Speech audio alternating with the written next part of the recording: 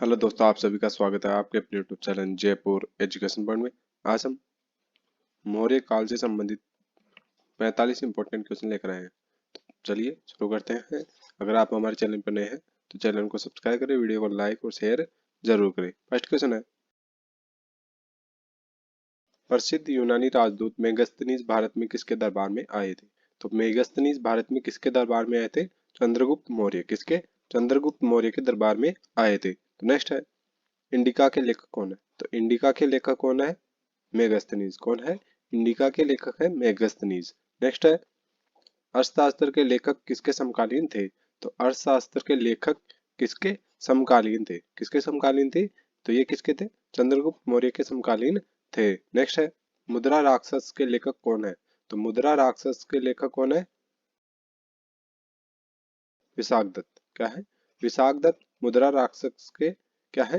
लेखक माने जाते हैं। नेक्स्ट है, कौन से मौर्य शासक भद्रबाहु के साथ शरवणबेलगोला गए थे?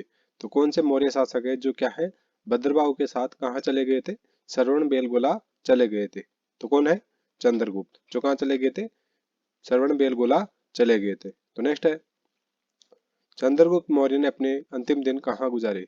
तो अभी हमने बात की कहाँ चले गए थे वो? शरवणबेलगोला में इन्होंने अपने अंतिम दिन गुजारे। तो नेक्स्ट है, श्रवणबेलगोला संबंधित है। तो श्रवणबेलगोला किससे संबंधित है? जैन धर्म से। किससे? जैन धर्म से संबंधित है। कौन सा स्थान?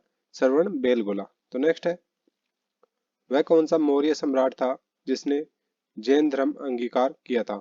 तो जैन धर्म को अपनाने वाले कौन से मौर्य सम्राट थे? तो कौन से थे? चंद्रगुप्त। क्या है? चंद्रगुप्त क्या है? जैन धर्म को अपनाने वाले मौर्य सम्राट है। तो नेक्स्ट है, यूनानियों को निम्नलिखित में से किस भारतीय राजा ने बाहर निकाल दिया था? तो यूनानियों को कौन से भारतीय राजा ने बाहर निकाल दिया था? चंद्रगुप्त मौर्य ने। किसने? चंद्रगुप्त मौर्य ने क्या किया था? यूनानियों को भारत से बाहर निकाल दिया था। नेक्स्ट है, चंद्रगुप्त मौर्य का उत्तराधिकारी कौन था? तो चंद्रगुप्त मौर्य का उत्तराधिकारी कौन था? बिंदुसार। कौन थे? बिंदुसार क्या थे? चंद्रगुप्त मौर्य के उत्तराधिकारी थे। नेक्स्ट है, निम्नलिखित अभिलेखों में से किस अभिलेख में अशोक का नाम उल्लेखित है? तो कौन से अभिलेख हैं जिनमें अशोक का नाम उल्लेख किया गया है? तो कौन सा है? मास्की लघु शिलालेख। क्या है? मास्की लघु शिलालेख है जिसमें क्या है? अशोक का नाम अंकित किया गया है। नेक्स्ट है, देवनाम पीढ़ी के नाम से किससे कौन विख्यात है? तो देवनाम पीढ़ी के नाम से कौन विख्यात है? अशोक। कौन है? सम्राट अशोक क्या है? देवनाम पीढ़ी के नाम से विख्यात है। नेक्स्ट है, अशोक के अभिलेखों की भाषा है। तो अशोक के अभिलेखों की भाषा कौन सी है? प्राकृत, अरमाइक और ग्रीक यानी यूनानी क्या है? अशोक के शिलालेखों की क्या है? भाषा है। नेक्स्ट है, अशोक के खरोष्टी लिपि में लिपिबद्ध अभिलेख प्राप्त हुए हैं। तो अशोक के खरोष्टी लिपि में लिखे गए अभिलेख कहाँ से कौन कौन से प्राप्त हुए हैं? शाहबाजगढ़ी और मानहेरा। क्या है? शाहबाजगढ़ी व मानसेहरा क्या है? खरोष्टी लिपि में लिपिबद्ध किए गए हैं। तो नेक्स्ट है, अरमाइक क्या है? तो अरमाइक क्या है? एक भाषा है। क्या है? एक लिपि है। कौन सी? अरमाइक। तो नेक्स्ट है, अशोक के अधोलिखित अभिलेखों में कौन सा ब्राह्मी लिपि में नहीं है? तो इनमें से बताना है कि अशोक के अभिलेखों में से कौन सा है जो क्या है? ब्राह्मी लिपि में नहीं लिखा गया है। तो कौन सा है? शाहबाज गढ़ी। अभी हमने बात की कौन सी लिपि में लिखा गया है? ये खरोष्टी में। तो नेक्स्ट है, कलिंग युद्ध की विजय तथा क्षत्रियों का वर्णन अशोक के किस शिलालेख में है? तो क्या है? कलिंग युद्ध और सत्यों का वर्णन किस अभिलेख में किया गया है? तो कौन से अभिलेख में किया गया है? 13वें अभिलेख में किया गया है। कौन से अभिलेख में? 13वें अभिलेख में किया गया है। तो नेक्स्ट है, निम्न में से अशोक के किस अभिलेख में पारस्परिक अवसरों पर पशु बलि रोक लगाई गई है? ऐसा लगता है कि यह पाबंदी पशुओं के वध पर थी। अवसरों पर पशु बलि पर रोक लगाई। तो कौन से अभिलेख में अवसरों पर क्या लगाई थी? इन्होंने रोक लगाई थी। तो किस पर? प्रथम शिलालेख में क्या है? इन्होंने अवसरों पर पशु बलि पर रोक लगाई थी। और पांचवें अभिलेख में क्या किया था इन्होंने? प्राणियों के वध को वर्जित किया था। किस पर? पांचवें स्तंभ पर क्या किया इन्होंने? प्राणियों वध पर प्राणियों के वध को वर्जित किया। क्या किया? बंद कर दिया। नेक्स्ट है, अशोक द्वारा धम्म महामात्रों की नियुक्ति का उल्लेख उसके किस शिलालेख में किया गया है? तो अशोक द्वारा धम्म महामात्रों की नियुक्ति की जाती थी, उसका उल्लेख किस शिलालेख में किया गया है? तो कौन से में? 5वें शिलालेख में किया गया है। तो नेक्स्ट है, निम्नलिखित में से किस स्थल पर स्थित स्तूप अवशेषों से अशोक की प्रस्तर पर अद्भुत प्रतिमा प्राप्त हुई है जिस पर उसका नाम उत्कीर्ण है? तो निम्नलिखित में से किस स्थान पर स्थित स्तूप अवशेषों से अशोक की क्या मिली है? पत्थर की मूर्ति मिली है। तो कौन से स्थान से मिली है? कनगनहल्ली। कहाँ? कनगनहल्ली से क्या मिली हुई है? एक प्रतिमा प्राप्त हुई है जो कहाँ स्थित है? कर्नाटक में। कहाँ? कर्नाटक से क्या मिला है? एक स्तूप मिला है जिसमें क्या है? इनकी पत्थर से बनी मूर्ति मिली है। नेक्स्ट है, किस भारतीय राजा ने अपने राज्यकाल की शुरुआत एक खूंखार योद्धा के रूप में की थी, परंतु आध्यात्मिक परिवर्तन के बाद युद्ध की विनाशकता का आभास हुआ? तो ऐसे कौन से शासक है जिन्होंने शुरू में क्या थे? एक खूंखार योद्धा के रूप में सामने आए हो, परंतु उन्होंने बाद में क्या किया? आध्यात्मिक ध्यान में चले गए। कौन से थे? अशोक। कौन? सम्राट अशोक क्या है? अंतिम समय में युद्ध की विनाशकता का आभास होने लगा था। नेक्स्ट है, कलिंग युद्ध के बाद सम्राट अशोक ने कौन सा धर्म स्वीकार किया? तो कलिंग युद्ध के बाद सम्राट अशोक ने कौन सा धर्म स्वीकार किया था? बौद्ध धर्म। कौन सा? बौद्ध धर्म स्वीकार किया। तो नेक्स्ट है,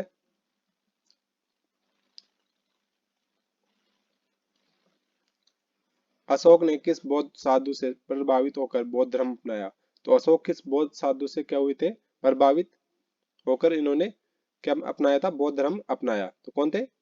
उपगुप्त। कौन थे? उपगुप्त से क्या हुए थे? ये प्रभावित हुए थे। नेक्स्ट है, अशोक ने बौद्ध होते हुए भी हिंदू धर्म में आस्था नहीं छोड़ी, इसका प्रमाण है? तो अशोक ने बौद्ध होते हुए भी हिंदू धर्म में अपनी आस्था नहीं छोड़ी, इसका प्रमाण क्या है? क्या है? देवनाम प्रिय की उपाधि। कौन सी? देवनाम प्रिय की इनकी उपाधि से क्या मिलता है? इनके हिंदू होने का प्रमाण मिलता है। नेक्स्ट है, मौर्य युगीन शिल्प कला का श्रेष्ठ उदाहरण है? तो मौर्य युगीन शिल्प कला का श्रेष्ठ उदाहरण कौन सा है? रामपुरवा का पाषाण वर्षभ। क्या है? रामपुरवा का पाषाण वर्षभ क्या है? शिल्प कला का श्रेष्ठ उदाहरण है। तो नेक्स्ट है, कौन सा सुमेलित नहीं है? तो इनमें से बताना है कि कौन सा सुमेलित नहीं है। तो कौन सा नहीं है? सारनाथ से क्या मिले हैं? 4 स्तंभ मिले हैं। रामपुरवा से क्या मिले हैं? सांड के अवशेष। और लोरिया नंदनगढ़ से क्या मिले हैं? सिंह मिला है। तो साकिया से क्या मिला है? साकिया से क्या मिला है? हाथी। क्या मिला है? हाथी मिला है, जो कहाँ स्थित है? उत्तर प्रदेश में स्थित है। कहाँ? उत्तर प्रदेश में स्थित है। तो नेक्स्ट है, मौर्य काल में प्रचलित विनिमय का माध्यम था? तो मौर्य काल में प्रचलित विनिमय का माध्यम कौन सा था? पर्ण। क्या है? पर्ण, जो क्या है? एक प्रकार की चांदी की मुद्रा थी। तो नेक्स्ट है, अशोक स्तंभों के संबंध में निम्नलिखित में से कौन से कथन सही है? नीचे दिए गए कूट से सही उत्तर का चयन कीजिए। तो अशोक स्तंभों के संबंध में कौन सा कथन सही है? तो कौन सा है? सभी स्तंभों पर अभिलेख मिलते हैं। तो ये क्या है? गलत है। क्या है? गलत है। फर्स्ट है, स्तंभों में यति लाट एकात्मक है। तो ये क्या है? सही है। इनसे क्या मिला है? स्तंभों की लाट क्या है? एकात्मक पत्थर से बनी हुई है। नेक्स्ट है, उनकी सतह चमकदार है। तो ये क्या है? सही है। उनकी सतह क्या है? चमकदार है। वे धारियों से युक्त है। तो ये क्या है? गलत है। तो फर्स्ट और 3 क्या है? सही है। तो नेक्स्ट है, निम्नलिखित में से कौन सी अशोक के शासन के समय प्रांतीय राजधानी नहीं थी? तो अशोक के समय प्रांतीय राजधानी कौन सी नहीं थी? तो इनमें से बताना है कि कौन सी प्रांतीय क्या नहीं थी? राजधानी नहीं थी। तो कौन सी नहीं थी? धौली। क्या है? धौली प्रांतीय राजधानी नहीं थी। नेक्स्ट है, निम्नलिखित स्थानों में से कौन सा स्थान मौर्य साम्राज्य का प्रांतीय केंद्र नहीं था? तो कौन सा प्रांतीय केंद्र नहीं था? इनमें से बताना है कि कौन सा प्रांतीय केंद्र नहीं था। तो कौन सा नहीं था? कौशाम्बी। कौन सा नहीं था? कौशाम्बी प्रांतीय केंद्र नहीं था। नेक्स्ट है, मौर्य काल में स्वर्णगिरी स्थान क्यों प्रसिद्ध था? तो मौर्य काल में स्वर्णगिरी स्थान किस लिए प्रसिद्ध था? राजनीतिक केंद्र के लिए। किसके लिए? राजनीतिक केंद्र के लिए स्वर्णगिरी स्थान प्रसिद्ध था। नेक्स्ट है, निम्नलिखित में से कौन सा अशोक का द्विभाषिक अभिलेख है? तो इनमें से कौन सा अभिलेख है जिसमें क्या मिली है, दो प्रकार की भाषाएं प्राप्त हुई है? तो कौन सा है? सानेकुना। कौन सा है? सानेकुना, जिसमें दो भाषाएं प्रयोग में की गई है। नेक्स्ट है, निम्नलिखित में से कौन सा अधिकारी मौर्य प्रशासन का भाग नहीं था? तो इनमें से कौन सा अधिकारी है जो क्या है, मौर्य प्रशासन का भाग नहीं था? कौन सा नहीं था? अग्रहारिक। क्या है? अग्रहारिक मौर्य प्रशासन का भाग नहीं था। नेक्स्ट है, पंकोदक सन्निरोधे मौर्य प्रशासन द्वारा लिया जाने वाला क्या है, वाला, क्या है, वाला जुर्माना था। तो पंकोदक सन्निरोधे किस प्रकार का जुर्माना था? तो ये क्या था? सड़क पर कीचड़ फैलाने पर कौन सा जुर्माना लगाया जाता था? पंकोदक सन्निरोधे। नेक्स्ट है, मौर्य काल में उदक भाग था। तो उदक किसका भाग था? एक सिंचाई कर। क्या था? एक सिंचाई कर था। कौन सा? उदक। नेक्स्ट है, मौर्य काल में भूमि कर जो एक राज्य की आय पर मुख्य स्रोत था, किस अधिकारी द्वारा एकत्रित किया जाता था? तो भूमि कर किसके द्वारा क्या किया जाता? एकत्रित किया जाता था। तो मौर्य काल में भूमि कर सीता अध्यक्ष द्वारा क्या किया जाता था? एकत्रित किया जाता था। नेक्स्ट है, वर्तमान नगरपालिका प्रशासन का कौन सा कार्य मौर्य काल से जारी है? तो ऐसा कौन सा कार्य है जो क्या है, मौर्य काल से प्रारंभ है, जो नगरपालिका प्रशासन से संबंधित है? तो कौन सा है?